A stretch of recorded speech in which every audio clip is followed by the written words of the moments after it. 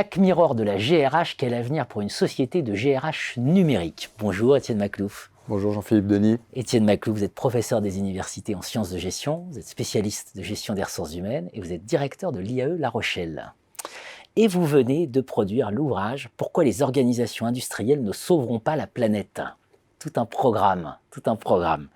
Et donc cette référence à Black Mirror, parce que ça peut nous aider à mieux comprendre la société, cette référence à Black Mirror. Peut-être un petit mot sur Black Mirror.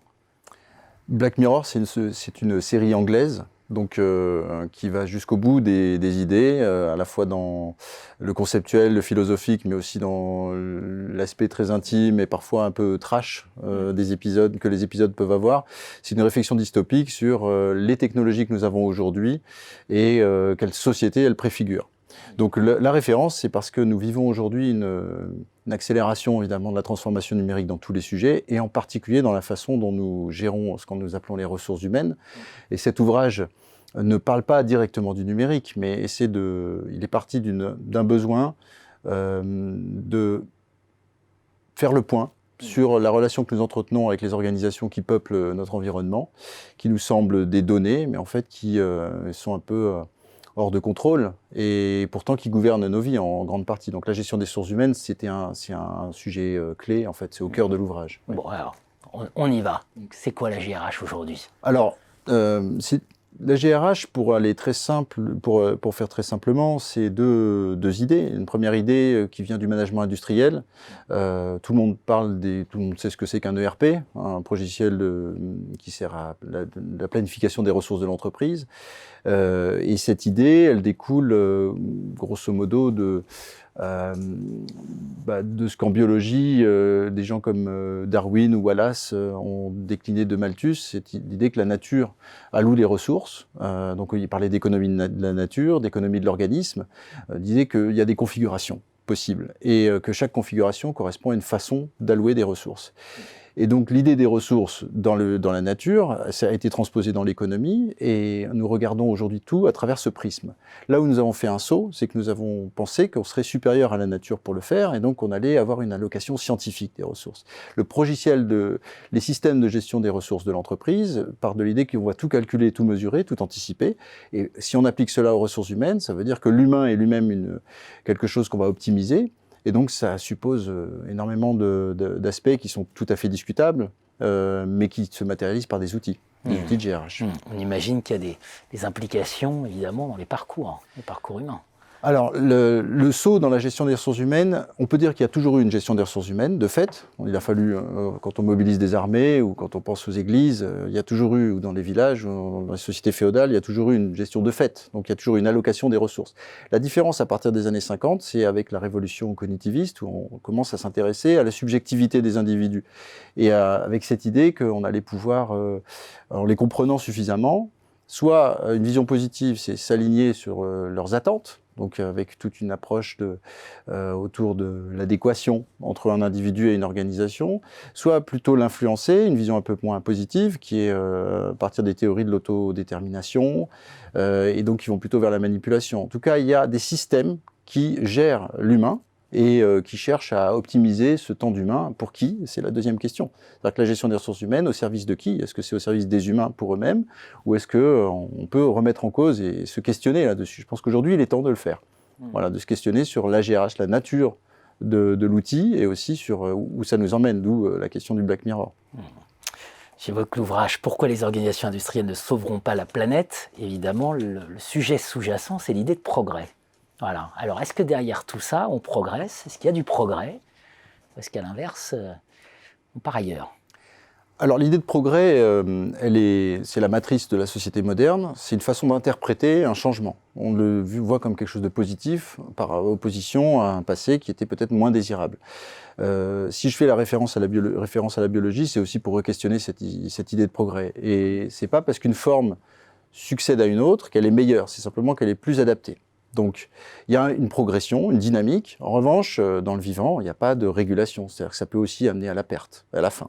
Donc, il y a un progrès technologique, mais c'est la finalité qu'il faut interroger, c'est où nous allons. Et ce où nous allons aujourd'hui, il est à regarder à l'aune de la transition écologique, puisque nous savons que les écosystèmes disparaissent, et nous voyons aussi qu'un très grand nombre d'humains aujourd'hui sont en dehors des systèmes de travail industriels. C'est-à-dire, si on regarde la gestion des ressources humaines telle qu'elle se développe, elle se développe d'abord dans le marché du travail, avec des systèmes d'adéquation entre, d'une part, des postes qu'on modélise et puis des individus qu'on va modéliser avec un CV. Donc là, on peut dire qu'il y a une certaine efficacité, éventuellement. Il faudrait revenir sur les fondements, parce qu'en réalité, tout se discute derrière le fait de parler d'un CV pour parler d'une personne. Mais ça avait son rôle dans le cadre du marché du travail. Aujourd'hui, les mêmes modèles s'étendent. Donc ils ont gagné. Par exemple, si on prend Parcoursup, ce sont exactement les mêmes idées, les mêmes concepts qu'on a déclinés de façon presque naturelle, familière, dans des systèmes d'allocation, cette fois-ci des jeunes, dans notre formation supérieure. Et donc à très grande échelle. C'est-à-dire que là, on n'expérimente pas. C'est tout de suite, toute la société, en très peu d'années, on a eu ce système d'allocation quasiment automatique. Vous savez que le ministère nous demande de publier l'algorithme que nous avons utilisé pour attribuer les places, avec l'idée qu'il y a des prérequis, qu'on est capable de les définir, et donc on est capable de prédire si un individu va être bien à l'université ou non. Évidemment, ça se discute. Un mauvais élève de terminale en mathématiques peut peut-être se trouver une formidable motivation et une vocation.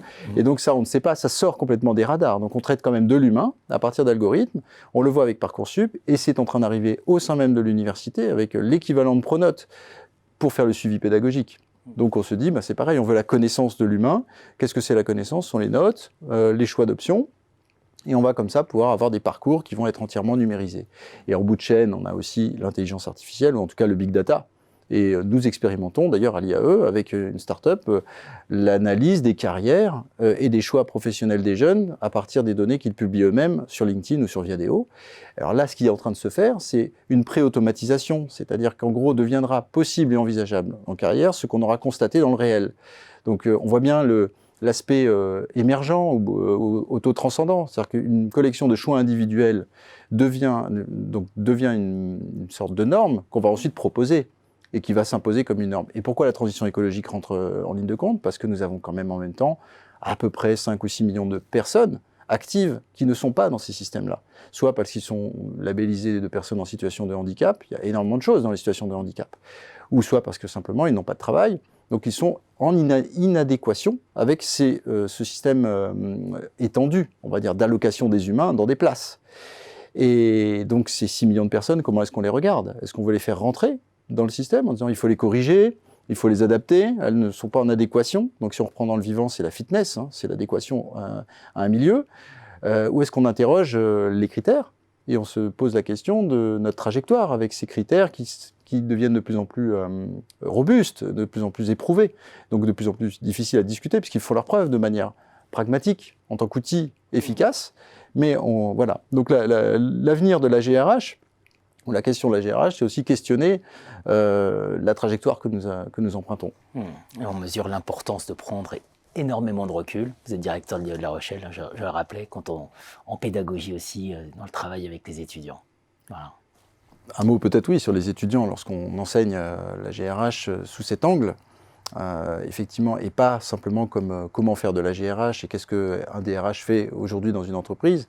C'est vrai que ça provoque des réactions, parce qu'aujourd'hui il y a une attente très importante des jeunes pour aussi comprendre le monde dans lequel ils se situent et comprendre peut-être ce qu'ils ressentent eux-mêmes lorsqu'ils sont face aux outils, lorsqu'ils candidatent, pourquoi est-ce qu'ils sont sélectionnés ou pas sélectionnés, et pourquoi et comment se repérer, comment faire des choix aussi un peu plus libres. C'est la question du libre arbitre aussi qui se pose. Donc oui, dans la formation universitaire, on se donne en tout cas ce rôle et on voit que ça répond à des attentes.